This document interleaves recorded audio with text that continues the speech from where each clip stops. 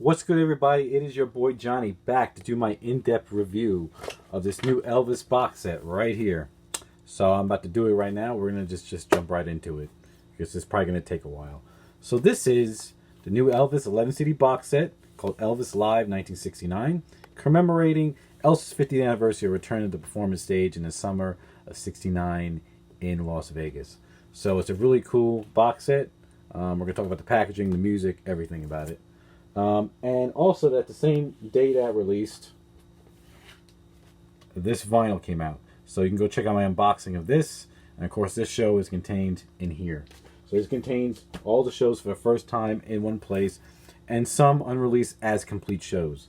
So you know what, let's not hold back any longer. Let's just get started with the in-depth review of this. Yeah, so this came out August 9th. I got mine off Amazon. Of course I always find that it's probably the best place to get these type of things, and they're the cheapest. I got mine for $115, but since then this has gone up $20, so it's at $135 right now. But it's still cheaper than Shop Elvis or ShopGrayson.com, which, you know what, I just want to give a recommendation. Don't buy from them. Their stuff is always going to be full-blown retail, unless you can't live without that exclusive stuff. When they have big stuff like this, it's usually full-blown retail, so I just don't recommend that. You know, that's just my opinion. If you can't live out that exclusive stuff, go ahead. I hope you're happy. But, so yeah.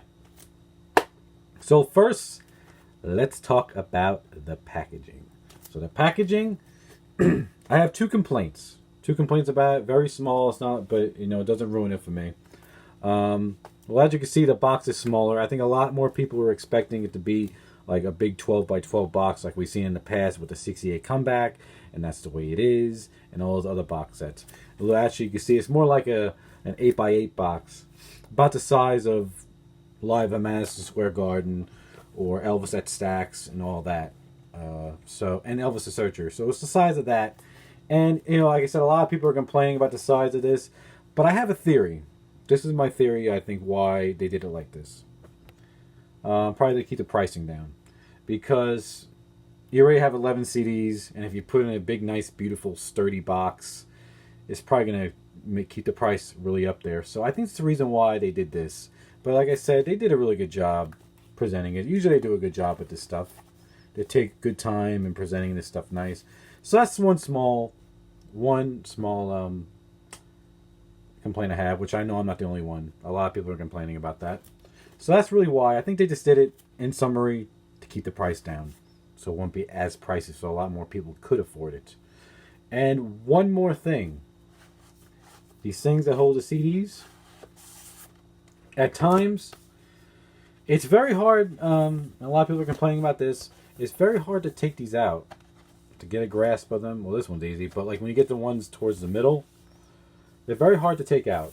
And my recommendation, do not do it while you're driving, because I did it while I was driving, and it was a pain in the ass to take them out, because I listened to this on my trip. I listened to the whole box set, going there and coming back.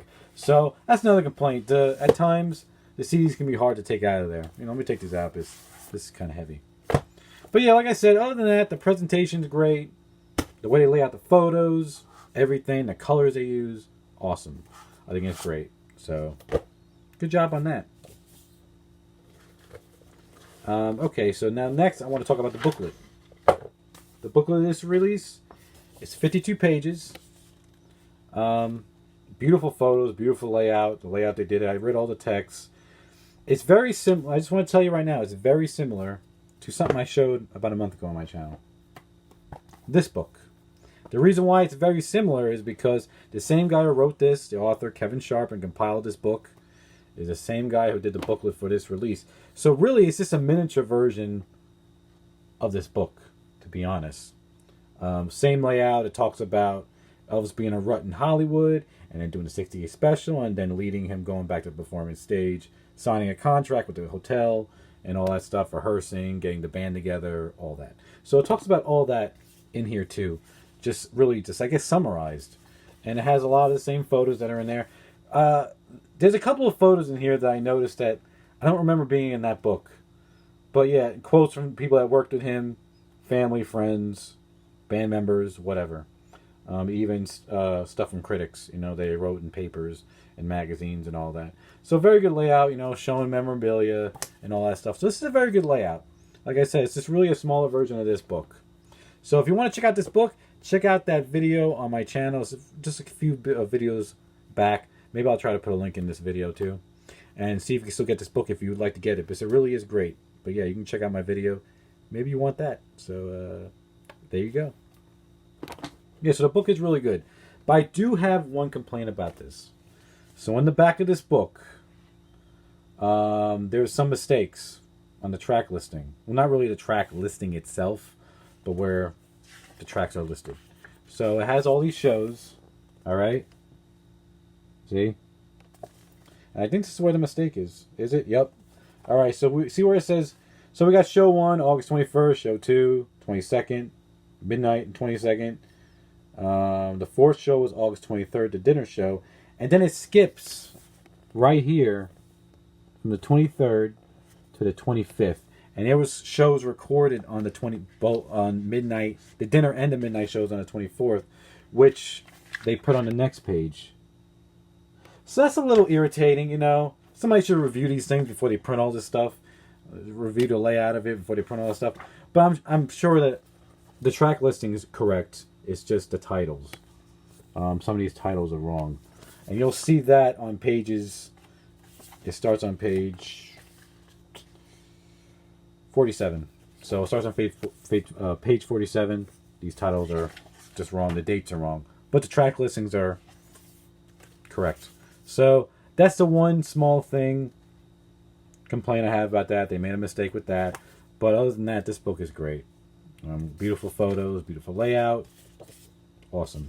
Have no complaints. Alright, so this is moving pretty quick. I'm happy. Alright, so now let's talk about the big thing, the music. So I'm going to tell you about how it's... So I'm going to go through all the discs. I'm not going to summarize every show or anything. That's crazy. We'll be here all night. So we're not going to do that. What I'm going to do is I'm going to tell you what stuff was available already and all that. You'll see how I do it. Let's get started. Alright, so all these shows were recorded in August from the 21st all the way to the 26th. So starting with August 21st, the midnight show. So this is CD 1. So I'm just going to say the date and either if it's a dinner or midnight show. Alright, so August 21st, midnight show was previously available. It was previously available on this. Elvis, Viva Las Vegas. This came out in 2007. The first disc was a little compilation. It has Viva Las Vegas, a studio version. And then the rest of the stuff is stuff that was recorded in Vegas between 1970 and 1972. But the second disc is what contained the complete show from August 21st on midnight. This was exclusively only at Walmart with the 2 discs. So, yeah. So, that's the only way you were able to get it. It was never available anywhere else. So, and actually I have this for sale right now. So, if anybody wants it, it's $10. US only. I would do outside the US, but I have so much problems with shipping and the post office when I ship outside the country. So, this is for sale right now. And if it sells, I'll take it off eBay. Whatever. But, yeah, so it was first available on Elvis, Viva Las Vegas. So, there you go. Alright, the second show. August 22nd, dinner show. This show was available in its entirety on the second disc of Elvis in Person, the FDD release. So the whole second show was available on here. So there you go. Alright, the August 22nd midnight show, unreleased as a complete show. So that means that some of these tracks were released elsewhere. Probably on those compilation box sets they used to do of Elvis, you know, in the 90s and the early 2000s, like, you know, Elvis Close Up or Elvis Collector's Gold and all that stuff. But they started releasing stuff little by little from around the late 70s on up. So that's a complete show. The August 22nd midnight show, never released as a complete show. This is the first time it's in its entirety, I guess you can say. All right, the 23rd, the dinner show, completely. This show was completely unreleased until we got it in April on this Record Store Day release. So if you got the Record Store Day release before then, it was completely unreleased. So this is the first time it was released on Record Store Day earlier this year in April of 2019. But now it's available on CD in its entirety also. So that's that. All right.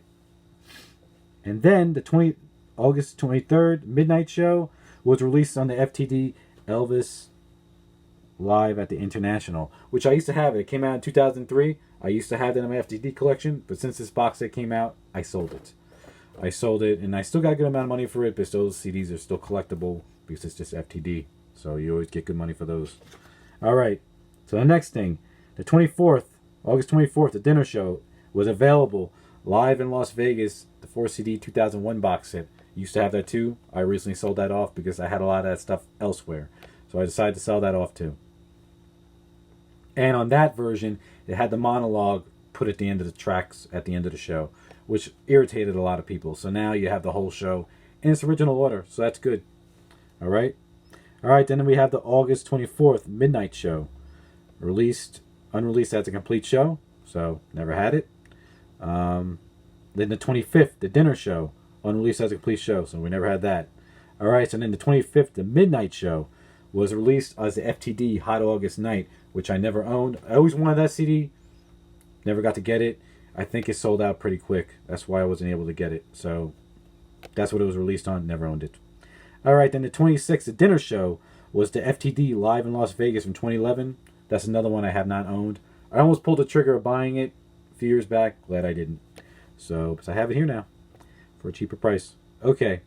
And then the last show, August 26th, the Midnight Show, was released as the FTD All Shook Up. And it contains the famous laughing version of Are You Lonesome Tonight? And it was released the same day on vinyl for the first time as this box set on vinyl. Two record set vinyl. So there you go. So out of all 11 shows, I owned about 5 or 6 of them. So about half of them. So I did own about half of the shows already. Whatever. What are you going to do? Now I have them all together. And I don't know, maybe they were available as bootlegs somewhere else and some other bootleg labels. Who knows? I don't know because I'm not a big bootleg guy. So there you have it. So now the big question is, how did the show sound? I'm telling you right now, they sounded amazing. They were just amazing.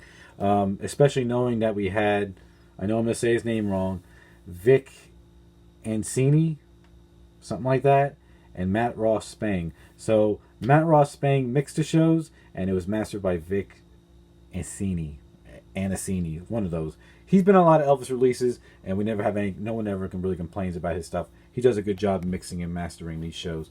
So they were all amazing. Everything was balanced, beautiful. Everything was good in the mix. Nothing was too loud or too low. Everything was balanced beautifully. So they sounded great. Don't really have any complaint about that. So you know what? This is pretty quick. So I'm at my verdict. What do I think of this box set? Do I think it's worth getting? For me, it was. I really felt like it was worth getting because I had known half of the shows already. And it really is, again, cool to have everything in one place. This is what they've been doing. I think this is where they're at with a lot of Elvis stuff now. Because, I'll be honest with you, lately for me, a lot of Elvis releases haven't been exciting for me. These past 2 years, been pretty good. But the last few years, for the most part, no. I haven't been excited because this is what they did with Elvis. You know, Elvis has been gone for 42 years now. From the time he died, they were releasing stuff little by little. And each time we bought those releases, and now they're releasing them as a whole. Kind of like what they're doing with the Beatles now. So it's kind of irritating, you know. It's like you're never done collecting officially. But I didn't have a lot of these shows, so I'm not that irritated about it. So, not horribly. So for me, it was a good buy. I thought it was a good buy for me. And you can't go wrong, man. It's Elvis. This is Elvis in his prime.